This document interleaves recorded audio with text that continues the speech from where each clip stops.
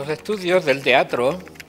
como una actividad artística diferenciada de lo que es el texto literario dramático, es decir, que lo que escribe, por ejemplo, Zorrilla pertenece al ámbito de la literatura, pero las puestas en escena si seguimos con el mismo ejemplo, don Juan Tenorio, requieren una visión y un estudio diferenciado. De ahí que tenemos en el máster Formación e Investigación Literaria y Teatral en el contexto europeo, que a su vez yo dirijo, una de las asignaturas está, y que también yo imparto, está orientada hacia el estudio del teatro como un hecho artístico diferenciado del teatro literario, es decir, del escrito. Hay que estudiar entonces los aspectos que configuran la puesta en escena, en la que se articulan una serie de signos de lenguaje diferentes, no solamente el verbal, sino también otros no lingüísticos que tienen mucha importancia, a veces incluso más que el lenguaje verbal, como es la mímica, la gestualización, el lenguaje no verbal, o los diversos signos que articulan la representación, como puede ser la iluminación, que habla, entre comillas, tanto a la hora de la puesta en escena, del vestuario, el maquillaje, etcétera, etcétera. Es decir, que, y eso es lo que quiero que mis alumnos tengan muy claro, que el lenguaje es un hecho artístico diferenciado del arte literario. Por eso, he pretendido en este libro que hoy presentamos, Pautas para la investigación del teatro español y sus puestas en escena, articular una serie de puntos a través de lo que estamos realizando en el Centro de Investigación de Semiótica Literaria, Teatral y Nuevas Tecnologías, que también dirijo desde el año 1991, para que aprendan a investigar. Estamos en un proceso, los estudios de máster, que son un preámbulo de lo que posteriormente podrá ser la tesis de doctorado, y el alumno necesita aprender a investigar, y a investigar en esta parcela del teatro en todos los niveles que configuran las puestas en escena. ¿Qué es lo que hacemos en el centro, que pueden ver en su página web, dentro de la UNED? ¿Qué es lo que pretendemos estudiar? Pues todos los niveles que articulan la representación, desde el emisor, el autor, que a su vez se desdobla en otro emisor, en otro recreador, en otro segundo autor, que es el director, en este caso a partir ya del siglo XX, y las manifestaciones que allí suceden a través de los actores, a través de todos los enseres que articulan el escenario, la escenografía, el mobiliario, la posición de los actores, que también dicen muchas cosas a la hora de transmitir o de reforzar los mensajes, etcétera, etcétera, etcétera. Lo que intentamos establecer es estudiar el teatro, las puestas en escena, como una actividad muy importante, una actividad cultural, una actividad artística y una actividad social. Fíjense que hasta que no aparece el cine, en finales del siglo XIX, y sobre todo ya hasta que no viene el cine hablado, en esas primeros años de la década del 20, el teatro va a ocupar el núcleo fundamental de las distracciones sociales desde los tiempos inmemoriales hasta nuestros días. Por lo tanto, lo que necesitamos es elegir el punto que vamos a estudiar, sea la ciudad de Madrid, ya más estudiada, o sea las diferentes ciudades. Por ejemplo, ya en el centro tenemos más de 50 botones de muestra, estudios en Galicia, en Pontevedra, en Vigo, en Ferrol, en el País Vasco, Bilbao, en Cataluña, Barcelona, en en otros lugares, en Valencia, en Andalucía, en Extremadura. Es decir, elegido el punto, lo que tenemos que estudiar es, primero, cuáles son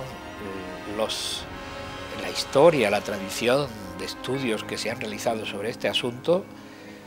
establecer en cuántos son los lugares de la representación, los teatros en los cuales se ha manifestado, sean teatros desde los inicios,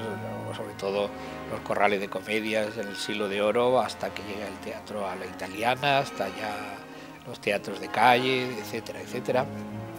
y ver qué fuentes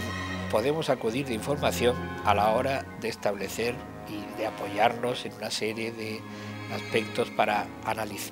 constatar y después analizar y valorar todo este tipo de cartelera. Ni que decir tiene que son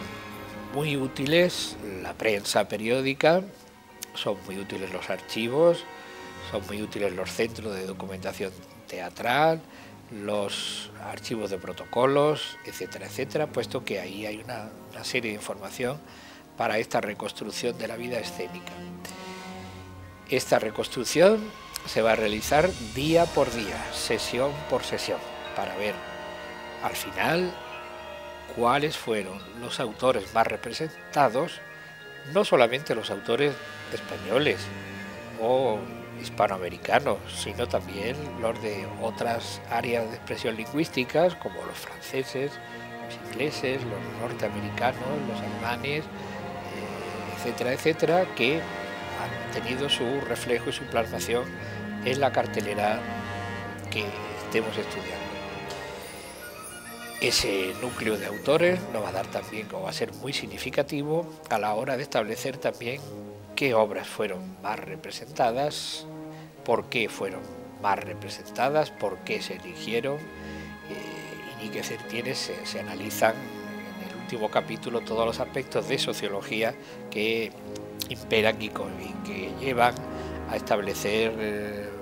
una serie de conclusiones muy pertinentes y muy importantes.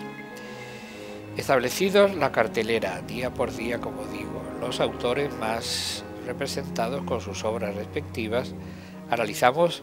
todos aquellos niveles que intervienen en la representación. Y claro, los más importantes son las compañías, desde los directores a los actores, a todo el conjunto de empresarios o elementos que intervienen siempre en una representación y que si es un teatro pues subvencionado, si es un teatro patrocinado por el Estado, por los ayuntamientos, teatro particular, privado, etcétera, etcétera. Es decir, que analizamos todo ese tipo de aspectos y damos unas pautas para ese tipo de análisis, unas pautas con unos ejemplos. Asimismo, tenemos en cuenta la serie de elementos que conllevan el estudio de esta plasmación artística, social y cultural, y que decir tiene que en los tiempos del siglo XIX o incluso el siglo XX, con los tiempos de la dictadura, la censura ha tenido una parte importante que ver en la labor de organización ideológica dentro de lo que era el sistema teatral, puesto que el teatro también servía y sirve para la transmisión de ideas. Pero abolida la censura, afortunadamente, ni que decir tiene que hay otra serie de rasgos que también tenemos en cuenta, como los niveles de plasmación. Por una parte artística, cuáles son las obras más tradicionales, más de aproximación al público, cuáles son las obras más elitistas, etcétera, etcétera, tanto por su adscripción a movimientos y a técnicas más vanguardistas, más significativas, menos populares, como también la plasmación de todos estos espectáculos teatrales que llegan más al pueblo. La sociología del hecho literario no puede estar ausente y tenemos en cuenta pues qué cobra un obrero, cuáles son el sueldo medio, qué vale una barra de pan, qué en la sociedad un kilo de azúcar, un kilo de trigo, un kilo de lo que sea, para ver el poder adquisitivo y poder establecer la aproximación de la gente hacia el teatro. Ni que decir tiene que el teatro se ha dicho que tiene muchos competidores hoy en día, como es la televisión, o como es el cine, como es internet, etcétera, etcétera. Pero hay que concluir que el teatro ocupa un espacio dentro de la sociedad, que es un espacio que va dirigido, ni que decir tiene, a lo que decía Juan Ramón, a una inmensa minoría, y que la gente del pueblo, si no se le educa y si no han tenido esa costumbre, bueno, hay que decir tiene que van a ir y pagar por una entrada de fútbol tanto más que por una entrada de teatro. Es entonces un problema de educación, es un problema entonces de ver qué papel y qué relevancia tiene el teatro. Es decir, que no estudiamos esto como una entelequia o como algo separado de la sociedad, sino lo que nos interesa es ver que la cartelera de Pontevedra, que la cartelera de Valencia, que la cartelera de Cádiz tienen una proyección cultural y social, una serie de obras que van también en consonancia con modas, entre comillas, artísticas, pero también con aspectos ideológicos, con aspectos que van muy ligados también a la economía, sea teatro no subvencionado, teatro particular, ni que decir tiene, particular digo de empresario, pues es un teatro que suele tener pocos actores en su plasmación, por aquello de no gastar mucho, la escenografía no está a veces muy bien cuidada, etcétera, mientras que el teatro apoyado por sectores públicos, la Compañía Nacional de Teatro Clásico o cualquier otra, pues ni que decir tienen que tienen una serie de recursos mayores, y eso es lo que nos dedicamos al estudio, y sobre todo damos unas pautas de cómo trabajar sobre este nivel cultural de la sociedad que es el teatro, con ejemplos característicos ya y concretos de si estudiamos la escenografía, cómo es la escenografía en la plasmación, por ejemplo, de los sainetes de don Ramón de la Cruz, puestos por la Compañía Nacional de Teatro Clásico, o la labor del director, o las labores de los actores, que también atraen y mucho público, sobre todo ahora en la actualidad, pues aquellos actores que tienen mucha presencia en la serie de televisión, que por otra parte suelen ser los jóvenes, atraen también a unos espectadores que por sí mismos no iban mucho al teatro. Es decir, que con estas pautas pretendemos ayudar a los investigadores a trabajar en el estudio de esta actividad cultural y social tan importante en la trayectoria de toda la humanidad y que hoy en día ocupa un lugar destacado en la cultura de una nación, en este caso España.